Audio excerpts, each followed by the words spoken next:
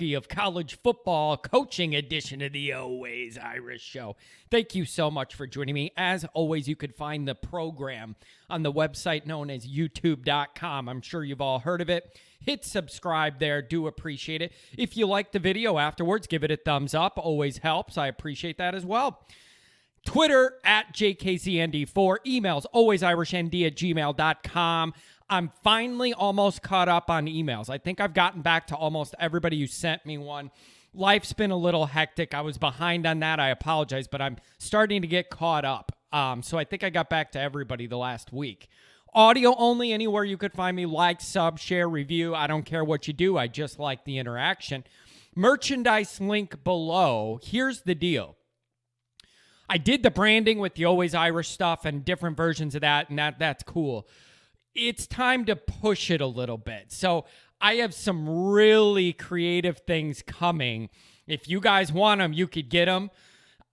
I don't know how these are going to come off, but I don't care. I have some points to make, so I'm making some shirts. I'm going to wear them, and we're going to see what happens. So I have some really creative stuff coming that you may or may not be interested in. Even if nobody buys one of these shirts, it's totally worth it to get it made for me to make my point on the air. I don't care if nobody else buys it. I have some things I need to get across. What a great way to do it and have some fun while doing it. So stay tuned for that, okay? Guarantee you're going to roll your eyes or laugh or both at what I come up with. So let's get into this. The Athletics, Feldman and Mandel, recently released a ranking of the top college football coaches. Those are two very well-known college football scribes, long-term guys, and they're with The Athletic, which is a reputable company in terms of doing this kind of stuff. So they did a ranking of the top active college football coaches. Obviously, if you paid attention to college football for 2 minutes, Saban's number 1, Dabo's number 2. That's a no-brainer. There's nobody that can argue it. The results are what they are. Saban 1, Dabo 2. Then what?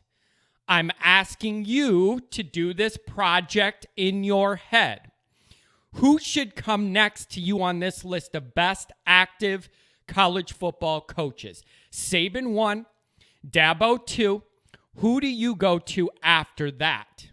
Okay, think about it in your head. How would you do this list? Do-dee-doo-doo-doo-dee-doo. Okay, time's up. According to these guys, the number 3 guy is Brian Kelly himself.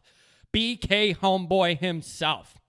Now, the rationale being that they presented is that although the top 2 guys have 7 titles since 2011 combined, and BK has none, nobody else below those top 2 is consistently beating those top 2.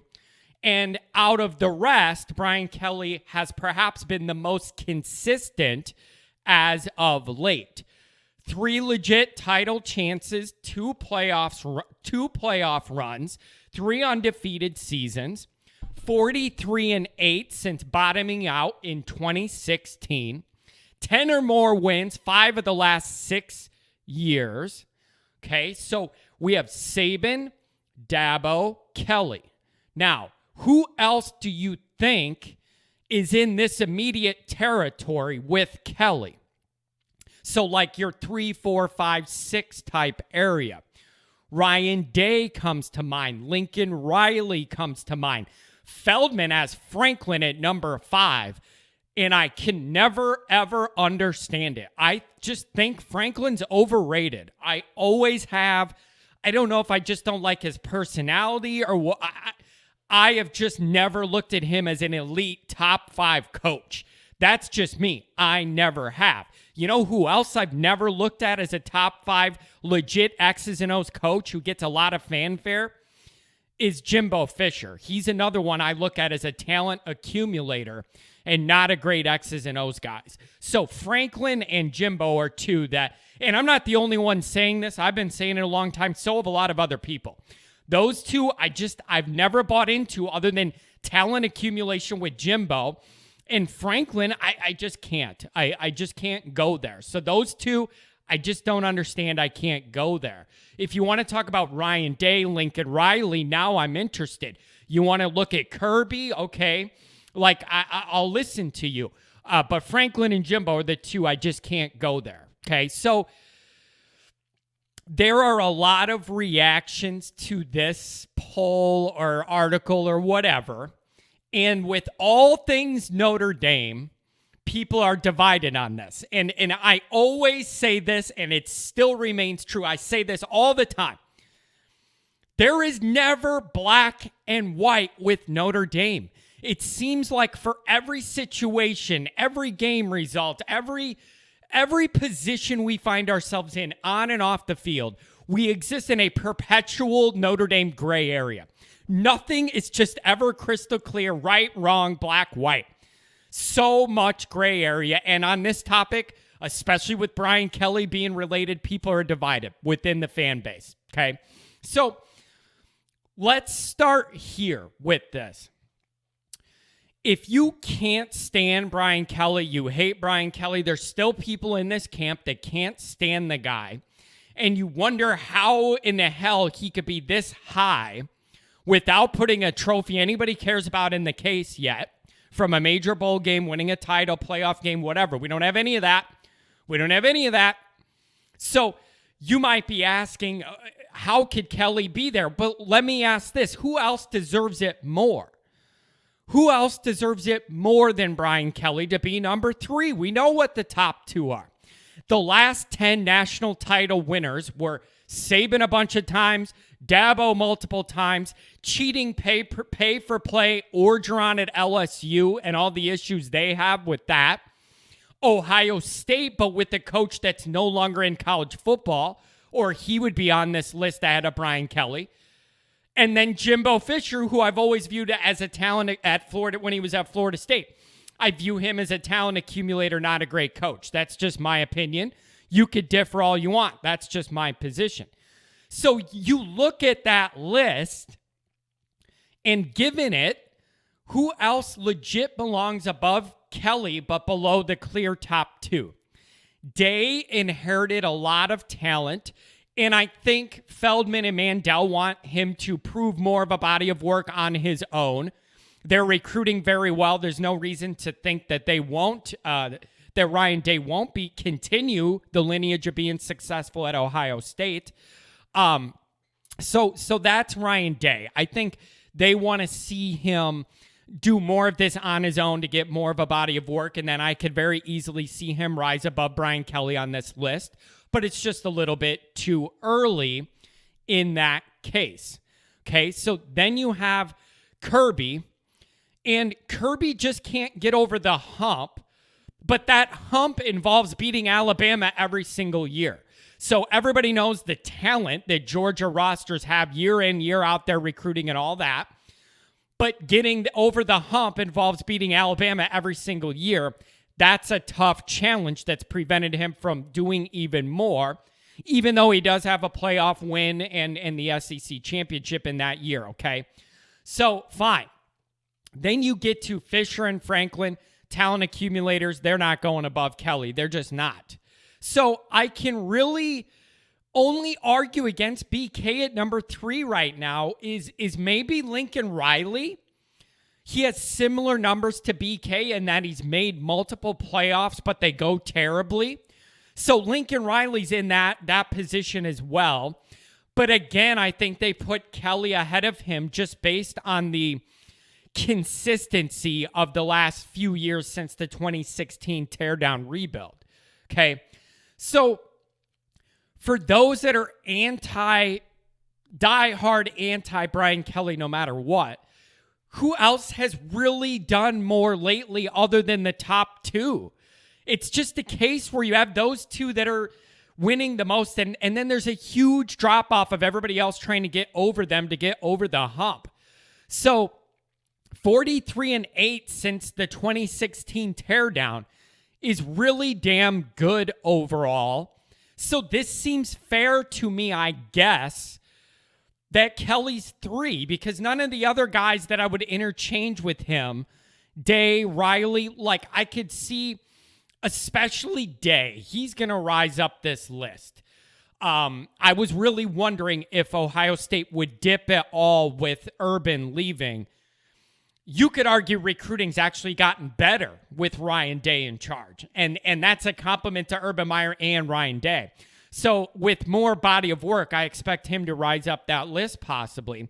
He's just not there yet. So it seems, I guess, reasonable and fair to me that Brian Kelly's number 3. So here's my question, though. So what? So what? So what? My question for the BK haters is, who else has won more and done more consistently than Brian Kelly to be in the top 3? 3 is okay. Okay, so I just don't get that it's a big deal where he falls 3, 4, 5. There's a big gap after the top 2. So I don't have a problem with it being at number 3. But at the same time, so what? That doesn't make me feel any better. There's no new trophies in the case. So, yeah, I guess it's fine, but it doesn't prove anything until there's hardware in the case to me. Obviously, it's better to have a guy that people think is number 3 and is 43-8 over the last few years than a guy that's 50th on the list and sucks. Yeah, obviously that's true. But my question to the Brian Kelly lovers, filling my DMs and emails saying, in your face, John, Brian Kelly's a top 3 guy. What else could you ask for? And I've gotten a dozen of those messages so far. When this show first started, it was in the middle of 2016's nightmare disaster. And I was justifiably railing against Brian Kelly for allowing things to drop to the level they did. Everything that happened was directly due to Brian Kelly's poor decision-making. I was hard on Brian Kelly in 2016 because he deserved it. There's no reason ever for Notre Dame with the talent they had on the 2016 team to go 4-8. No reason for it. And I couldn't handle it. And that was the impetus that made me want to start this program. In the middle of all that nightmare, and I needed to find an outlet to let people know this is not okay. And everybody around Notre Dame needs to ask some tough questions of what the hell is going on here. How did we end up in this garbage position we should never be in? So, since that time, I've stated Brian Kelly's done a really, really good job. Just not elite, but a really, really good job. Really, really good. Just not elite. So you can't argue with the 43-8, the 2 recent undefeated seasons and playoff experiences. You can't argue that because they happened, and that's better than most teams and coaches ever get. That being said, I also don't get the point of the messages I've gotten saying, see, Brian Kelly's a top 3 coach. Quit complaining about anything with the program. Okay, fine. He's top 3 on a random list from college football writers. So what? For all he's accomplished, I still don't see one new trophy in the case that matters or that anybody cares about. There isn't one. There isn't one. Do they get one for the Camping World Bowl? Is there a big porcelain cutout of a tent in the Goog or whatever? So that's just a fact. So what kind of loser says to me, yeah, we haven't put any hardware in the case at Notre Dame, but some writers say he's 3rd best, so in your face, John. It's a bad argument. Whoopity-doo. So often with politics, religion, whatever, it's got to be all one way or all the other way instead of finding some reasonable middle ground with which to work and exchange ideas.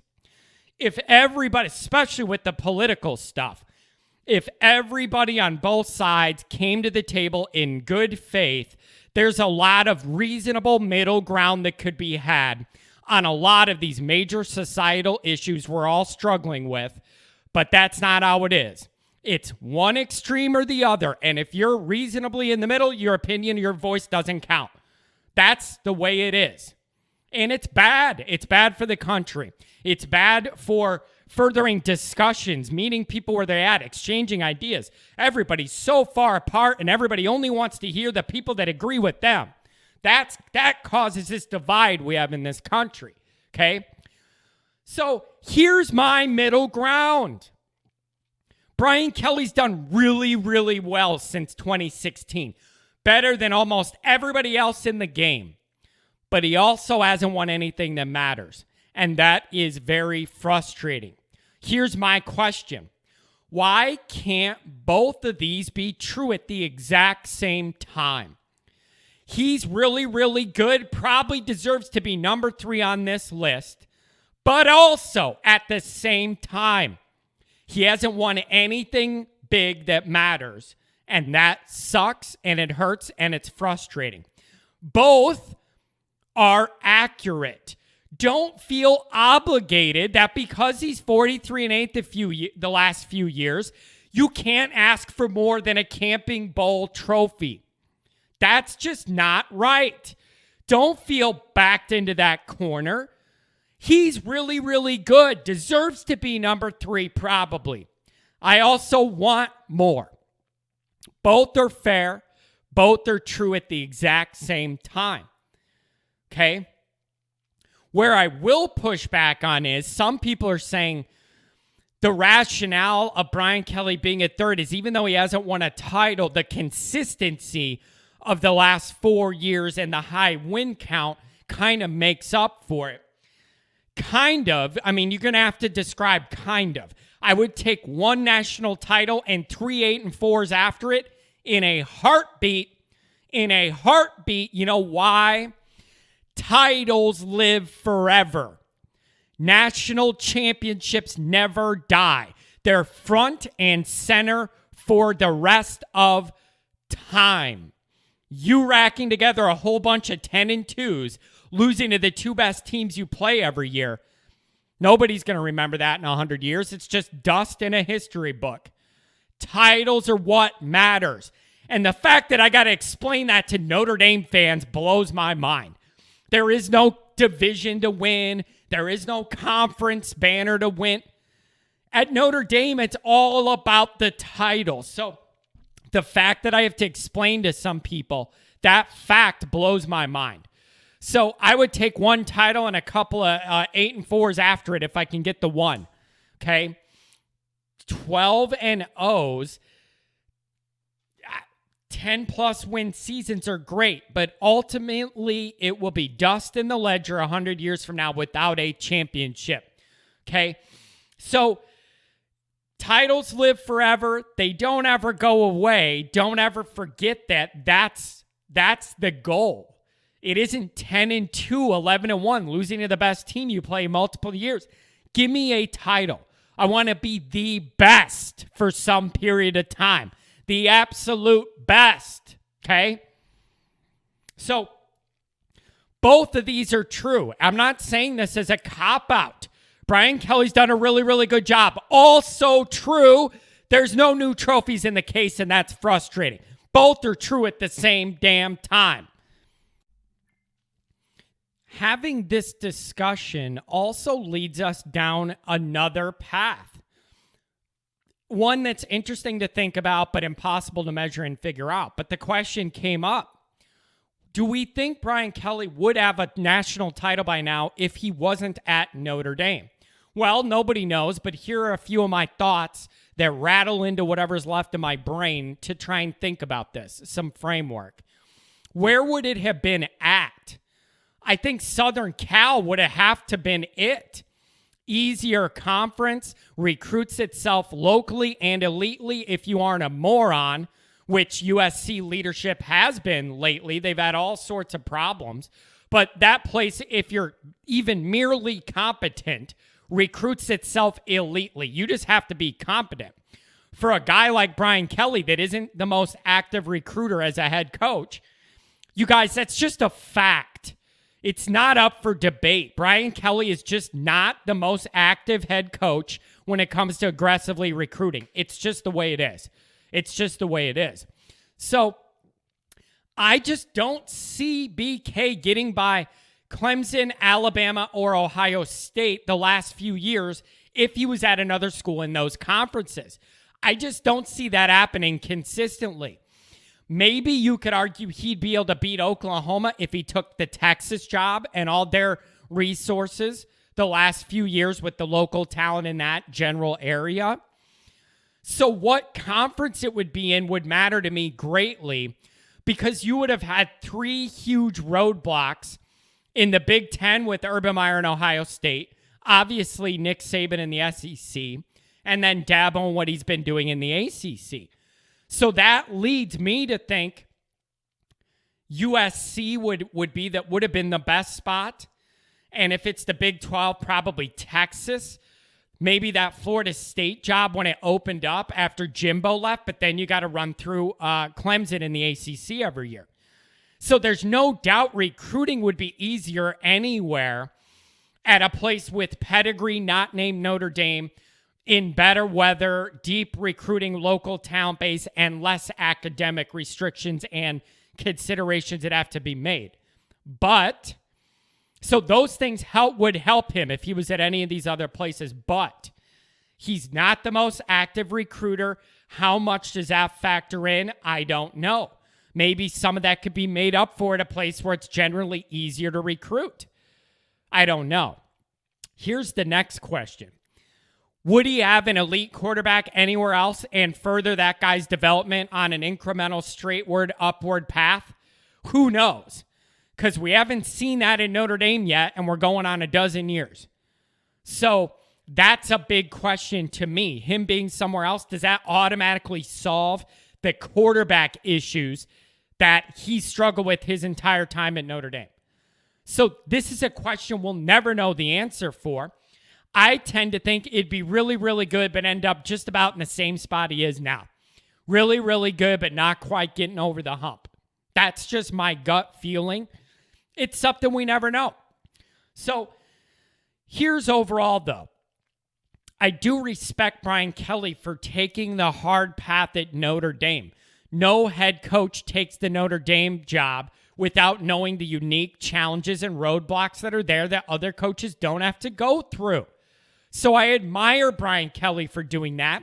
And it's still my dream somehow, some way for him that he ends his tenure at Notre Dame with the title and doing it the right way.